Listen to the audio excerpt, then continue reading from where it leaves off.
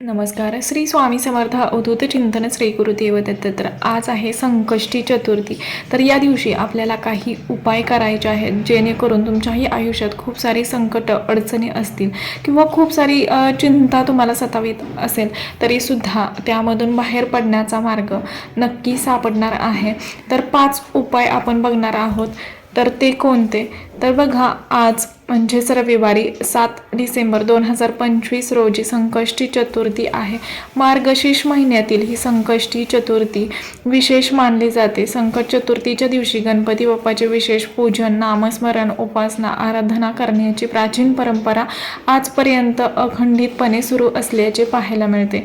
गणपती बाप्पाची कृपा आपल्यावर कायम असावी, सगळे चांगले व्हावे, मंगलमूर्ती विघ्नहर्ता होऊन मदतीला धावून यावा असे सगळ्यांना वाटत असते. गीतेमध्ये 10व्या अध्यायात विभूती योग सांगताना भगवंतांनी मासांना मार्गशीर्षम म्हणजेच मार्गशीर्ष महिन्यात मी असतो असे म्हटले आहे. मार्गशीर्ष महिना भगवान श्रीकृष्णांना अतिशय प्रिय आहे. मार्गशीर्ष मास हा केशव मास म्हणूनही ओळखला जातो, कारण या महिन्याचे पालकत्व भगवान महाविष्णू यांच्याकडे असते. गणपती बाप्पा हे बालवृद्धाचे आराध्य दैवत. गणपती ही वैश्विक देवता आहे.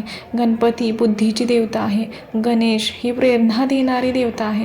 तो समरांगणात अग्रस्थानी लढणारा, आनंदाच्या प्रसंगी मनसोक्त नाचणारा, गोडधोड आवडीने खाणारा, शिक्षणाची आवड आणि आस्था बाळगणारा, असा सर्वांना आदर्श वाटणारा असा देव आहे. प्रत्येक मराठी महिन्याच्या वद्य चतुर्दशीला उपवास करून गणेशाची आराधना करण्याची परंपरा आदी काळापासून सुरू आहे.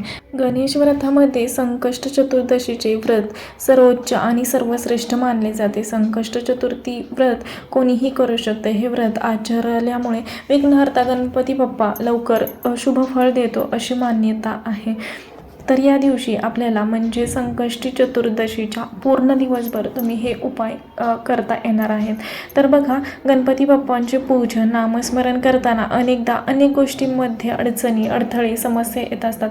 प्रयत्न केले जातात, कठोर परिश्रम, मेहनत केली जाते, परंतु त्याचे यथायोग्य फळ मिळतेच असे नाही. अशा वेळी काही उपाय करावे असा सल्ला दिला जातो. संकष्ट चतुर्दशीच्या दिवशी काही उपाय केल्यास त्याचा लाभ होऊन सकारात्मकता, अनुकूलता अनुभवता येऊ शकते. परीक्षेत, स्पर्धेत, अभ्यासात सकारात्मक परिणाम प्राप्त होण्यासाठी विद्यार्थ्यांनी संकष्ट चतुर्दशीचे व्रताचरण करावे. हे व्रत मनोभावे करावे.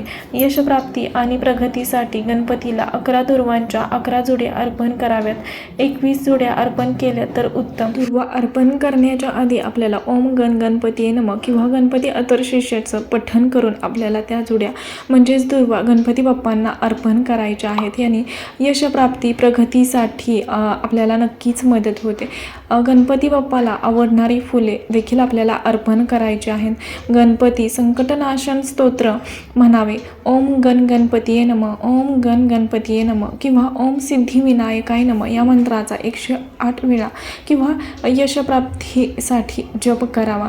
गणपती अथर्वशीर्षक पठण करावे. म्हणता येणे शक्य नसेल तर मनोभावे श्रवण करावे. राहू केतूसह अन्य काही गृहदोष असल्याचे सांगितले असल्यास ओम दुर्मुखाय नमः, ओम दुर्मुखाय नमः या मंत्राचा 108 वेळा किंवा यथाशक्ती जप करावा. संकष्टी चतुर्थीला चंद्राला अर्घ्य अवश्य द्यावे. रात्री चंद्रोदयाची वेळ पाहावे. धूपदीप लावून गणपती बाप्पाला नैवेद्य दाखवावा. चंद्रदर्शन घेऊन चंद्राला अर्घ्य द्यावे. ओम सोमाय नमः, ओम सोमाय नमः या मंत्राचा नामजप करायचा आहे आणि त्यानंतर गणपती बाप्पांची आरती देखील करायची आहे. जास्वंदीची फुले, दुर्वा वाहून उपवास सोडायचा. तर हे उपाय नक्की आजच्या दिवशी आवर्जून करा. आतापुरतं एवढं. श्री स्वामी समर्थ.